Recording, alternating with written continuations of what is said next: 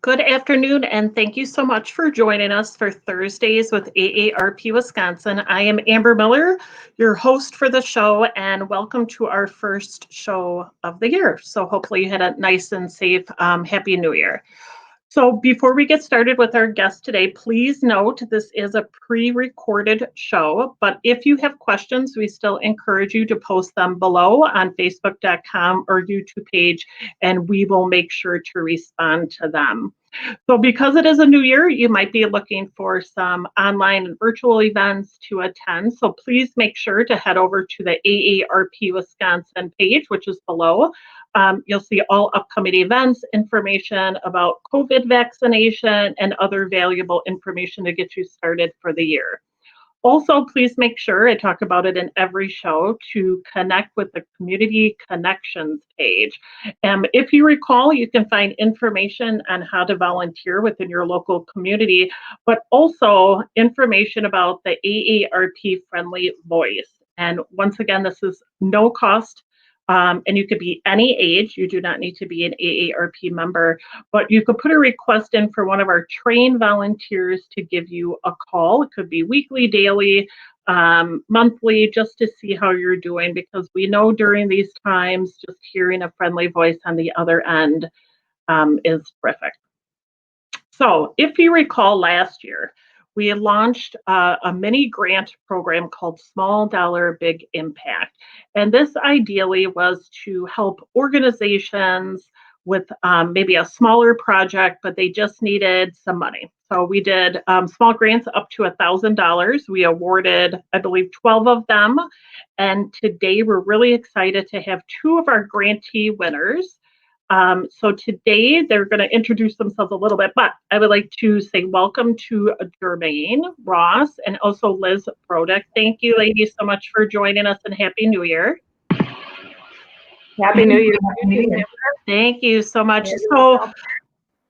So Small Dollar Big Impact, once again, we launched last year. It's just been, we've gotten such a good response from organizations that are looking to, kick a project kind of around and launch it and see all the goodness. So Germaine, I'm going to start with you. So if you could just maybe introduce yourself probably a little bit better than I did. And then also if you could talk about the organization that you work for and also what city it is located in. Sure. So my name's Germaine, and I'm the executive director for the Osceola Main Street, and we are a combination organization of Chamber of Commerce and Main Street, Wisconsin Main Street. So our little town that we are in, that I live in, is Osceola, Wisconsin, which is located up on the border of Wisconsin and Minnesota, right about 45, 50 minutes out of the Twin Cities on the western side of the state.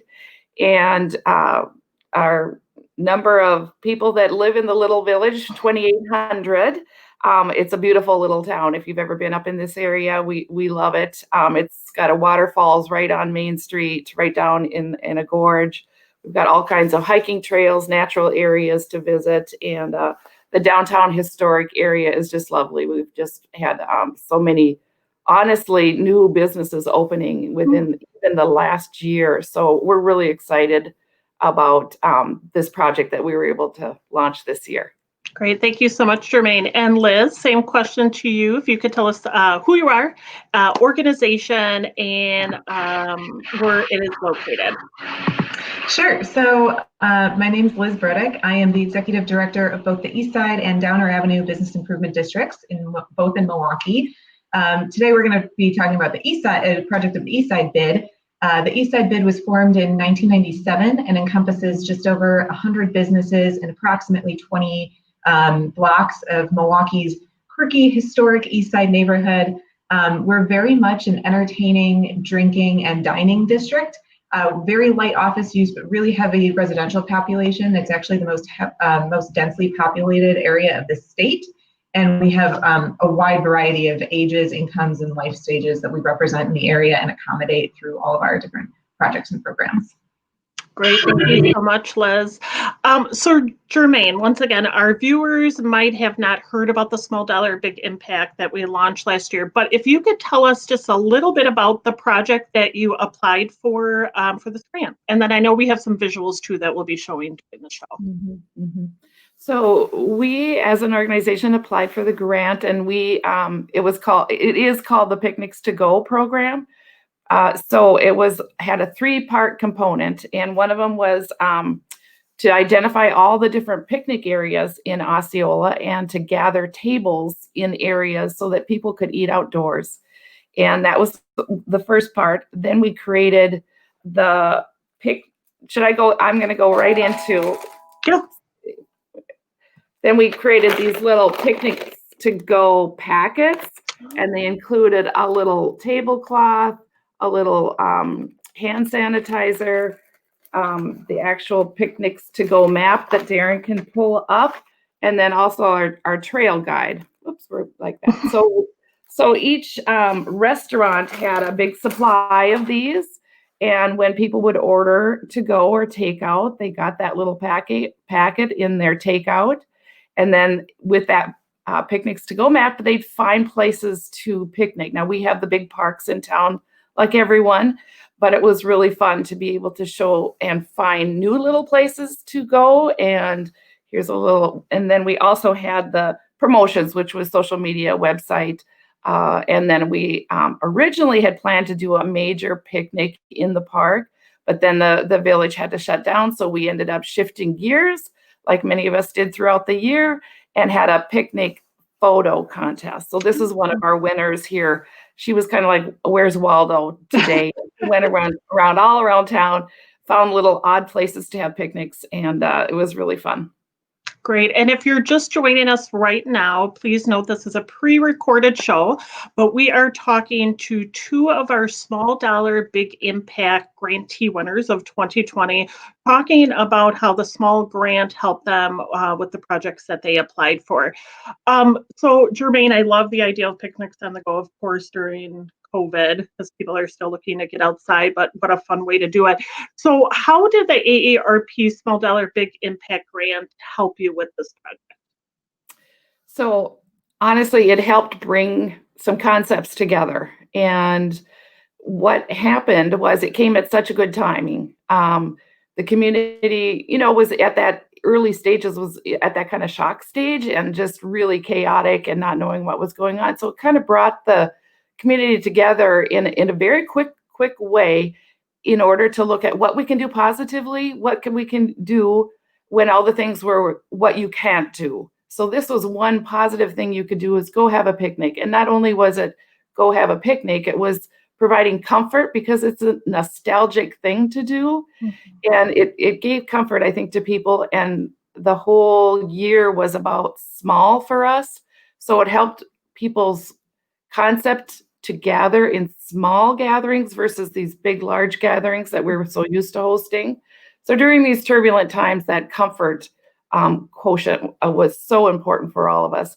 And then the other cool thing, 2 things really. Visually, when you drove into town, honestly, this took off quite well because we had the picnic tables gathered very visually. As you drove into town, there would be someone at the picnic tables.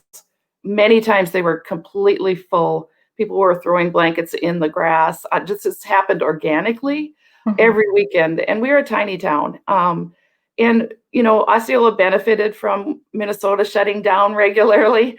So people would flock over the border and look for takeout, look for safe places to eat. Our restaurants do have a number of places to eat out, decks and so on, but they were full and limited. So this really expanded the opportunity to eat outdoors. And then, Darren, do you have that one slide of the parklet? I'm not sure if that came. There it is. Yeah. So we had another little grant that was to develop a parklet, and that was street musicians. So you can see on the table there, we had the picnics to go map. So people could just sit there, listen to music, 12, 13 weekends throughout the summer and fall, and then order takeout. And our restaurants would come and deliver to that little parklet. Was right in the central part of town. So that went over really well with some music, some food, some takeout food. And I think it really helped people expand their vision about, a downtown, honestly, more than just eating indoors and that sort of thing. So the restaurants really appreciated it. It upped their takeout and really helped encourage and embrace the takeout scene. And I do want to point out for our viewers that Germaine's organization was our first Small Dollar Big Impact award winner. So right now we know it's winter out. So you're like, why are we talking about picnics? Because the grant was more of like last summer. So, but I think it's a great idea. And what feedback, Germaine, did you get? Yeah, from the community. The restaurants loved it for sure. And, they were all just on a survival mode at that point. So this gave them something positive to promote as well. And I will say personally, I mean, the community, it happened with just a little bit of, promotions within social media and our newsletters and that sort of thing. So the picnics just really took off. People just needed that positivity to encourage and to see the things that we could do. And I will just say, within our organization, we were all personally also struggling with the amount of things that are going on with the pandemic, but it just gave us something encouraging and positive to promote. So it also helped us internally as an organization to look at the positive things that came out of this. And long term, this is going to be a long-term concept to eat outdoors. It's healthy. It feels good. You can gather with friends for lunch over work, and many of our meetings ended up outdoors at picnic tables within our organization. So great. That was cool. Great. Thank you so much, Germaine. Once again, if you're viewing this, it is pre-recorded, but if you have any questions for Liz or Germaine, please post them below and we will get back to you with the answer.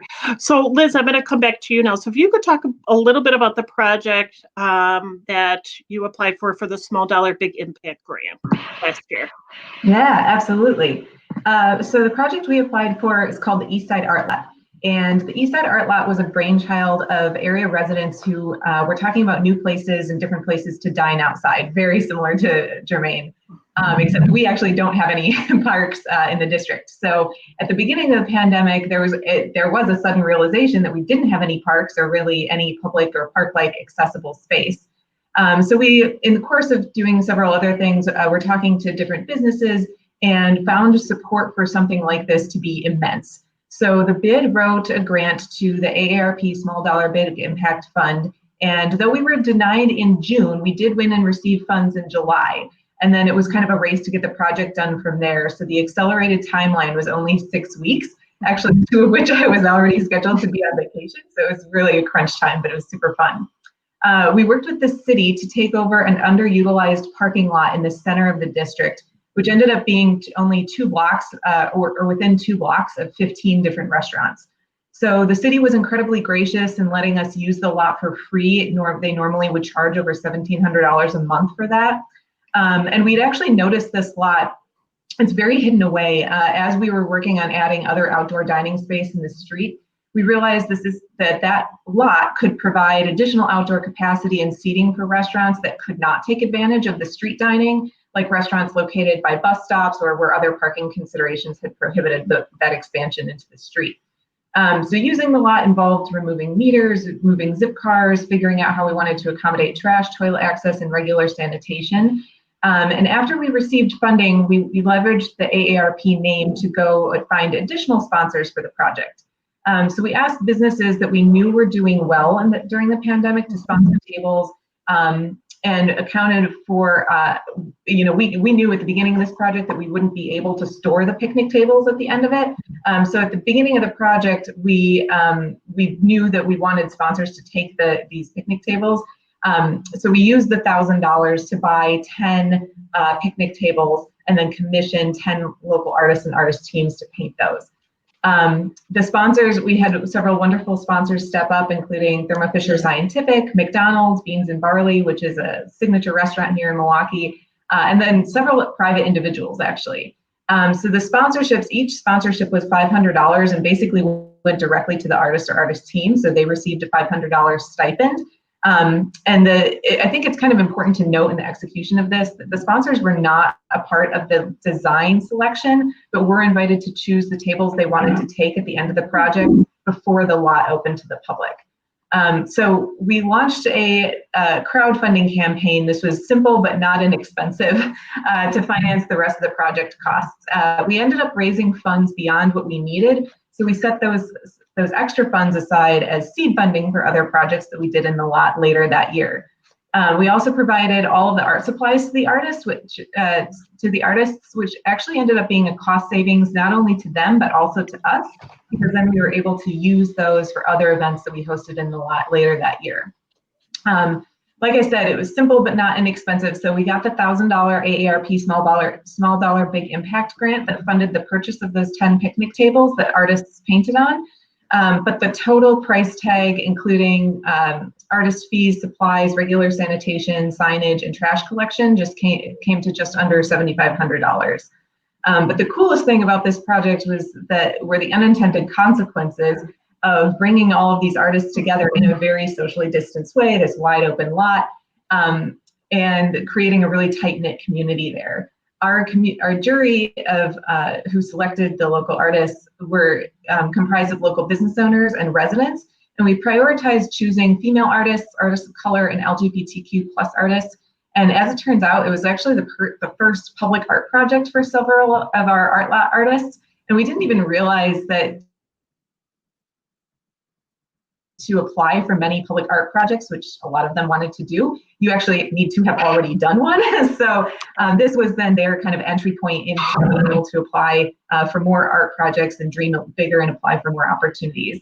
And actually, it's really cool now. They share calls for art with each other. They follow and support each other on Instagram, and they even get together and paint and talk and stuff like that outside of this project. And none of them had even known each other before. And of course, we saw wonderful support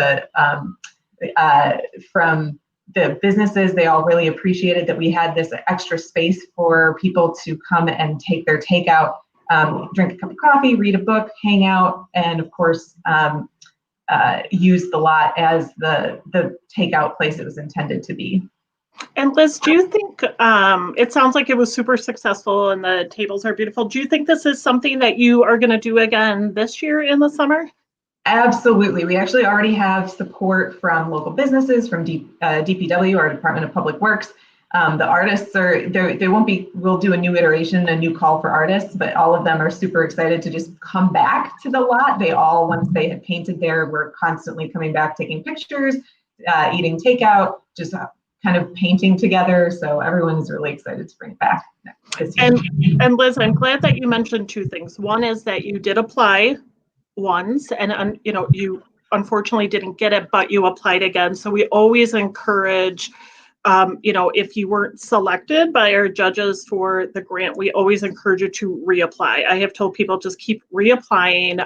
So thank you for mentioning that.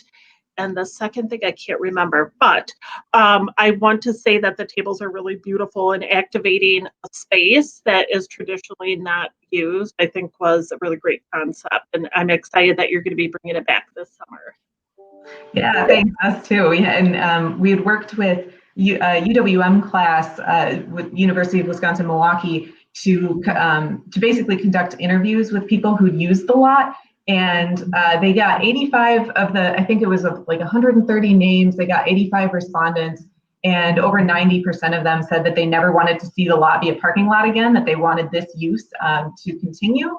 And one of the things that we had hosted there throughout September was an art market that consisted of 13, and that's the picture that's being shown right now, 13 Milwaukee makers who got to showcase their goods every Saturday and Sunday from noon to 4 throughout September. And that was it was so loved in the community. We had never done anything like that before, but it ended up being a Best of Milwaukee top 3 finalists. So that was really exciting. And then Liz, I also know you mentioned this would be for Germaine too, is the whole point of the grant too is that they're kind of quick impact. So it's something that could get off the ground within 30 to 60 days. So I know once you're awarded, there is kind of a short time frame, but both of the ideas worked out great. And especially during the height of COVID, when people were still like, can we go outside? Should we socially distance? And I think both of those ideas really hit it on the head. Mm-hmm. And so my last question is, if one of our viewers is watching this now and maybe works for an organization that is thinking about applying for the grant, what advice would you give to them? And I will start with Germaine. I think, for us, really think hard about what your community needs. There's so many needs that are happening right now, but just I love the idea of quick, fast, and inexpensive, and that really makes an impact and can be leveraged in so many ways. And those visual, with Liz's project there and our picnic tables, it's so visual downtown, and it does, just really, really make an impact in terms of people's concepts about what's possible during a really tough time. Correct. So, as far as applying, the application was not difficult. It was just hitting the nail on the head and then combining a few needs that were happening at that time. So that's how we approached it. Great. Thank you, Germaine. And Liz, same question to you. Yeah, I echo what Germaine said for sure about looking at what your community needs. When we looked at the art lot project, it was that we were lacking outdoor public space and dining opportunities especially for specific businesses. We also knew that our organization is heavily reliant on the local arts community, both visual artists and musicians. And so we wanted to do something to help them out. And that's, I think, the other piece that I would give advice about is look for the points of connection. How many groups can you benefit? And like Germaine's maps did a beautiful job of that too, like showcasing everything that there is in a community in one space. And so, finding like the multiple positive effects and impacts, and then similar to the nostalgia that the picnic that Osceola's picnic project brought back. Kind of looking to how to pull at the heartstrings of people and get those emotional connections going, I think is also just really important. The artists that came into the art lot and did their things there brought, we had friends and family visiting all the time, and they brought those folks in, and just kind of creating that community narrative of building each other up, I think is really important. Great. I want to thank you, ladies, so much for joining us today. And what a great way to, activate space, bring the community together. But I love the point of listen to your community members on what is needed. And I think you thought of really fun, creative ways. So I want to thank you, for both joining us today. And if you could just hold back, I'll be right with you. So once again, thank you so much for joining us. If right now you are an organization thinking about how to apply for this grant, small dollar big impact grants are once again here for 2021. You can find additional information, including the application, below at aarp.org/Wisconsin. And these are grants, once again, for up to $1,000 for just creative, innovative ways to impact the community. So these are just two really great examples. And also, next week's show, if you would love to join us on our Facebook.com or YouTube page, we're going to be talking all about advocacy. So we're going to check in with our AARP Wisconsin advocacy team on what the focus is over the next few months. And also some really fun virtual events are coming up on January 13th. If you're interested or have thought about starting your own business after the age of 50, Fox Valley Technical College will be doing an online workshop all about that. We also will have a one-day lecture series about understanding memory. Also on the 13th, January 14th, a girlfriend talk with best-selling author and success coach Jen Sincero. You can find all of this information, including how to register, at the website below, or you can contact the 1-877 number to talk to one of our friendly staff members. So once again, I want to thank you so much for joining us today, ladies, and also to our audience. Our first show of the year, we're really excited. We hope to see you back next Thursday. Otherwise, please make sure you stay safe and check out our website. Thank you so much.